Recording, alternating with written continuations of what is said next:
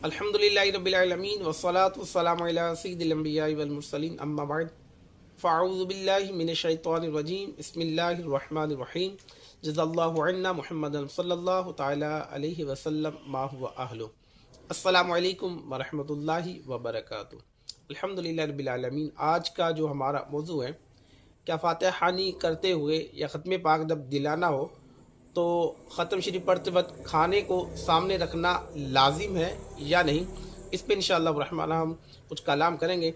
इससे पहले अच्छी अच्छी नीयतें फरमाने तवज्जो के साथ वीडियो देखेंगे, सुनेंगे भी, याद भी रखेंगे, सवाब की नीयत से दूसरों तक भी पहुँचाएँगे इंशाअल्लाह रहमान। जी, जब फातिहा ख़वानी की जाती है, पहली बात तो ये है कि फातिहा ख़वानी जो है ना तो ये फ़र्ज़ है ना ये वाजिब है। मुस्तहब अमल अगर किया जाए तो कारी सवाब है, इसको हम गलत नहीं कह सकते। कारी सवाब है, अच्छा अमल है, करना चाहिए, लेकिन इसको कोई फ़र्द या वाजिब ना समझे। इसी तरह अगर फातिहा पढ़ी जाए, यानी जब कुरान मजीद फुरकान हमीद की आयतें बय्यनात पढ़ी जाएँ तो उस वक्त अगर खाना सामने ना भी हो, इसाल का मतलब होता है किसी को पहुँचाना, तो इसाल सवाब को पहुँचाना, किसी दूसरे को सवाब पहुँचाना। तो मकसद तो ये होता है, और खाना मकसूद नहीं होता, खाना खिलाने का हमें सवाब ज़रूर होता है।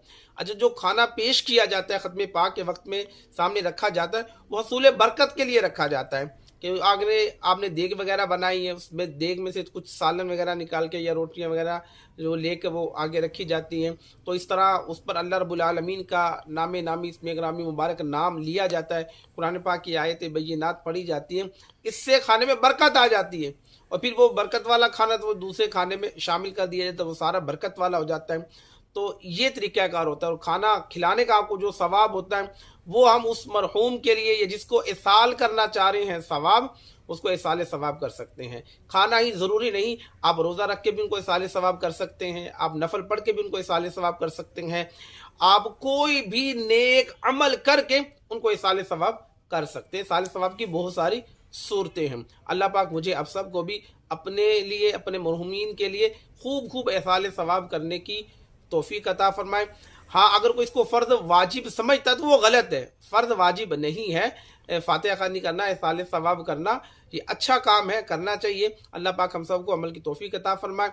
आमीन बिजाहि नबील करीम सल्लल्लाहु ताला अलैहि व आलिहि वसल्लम।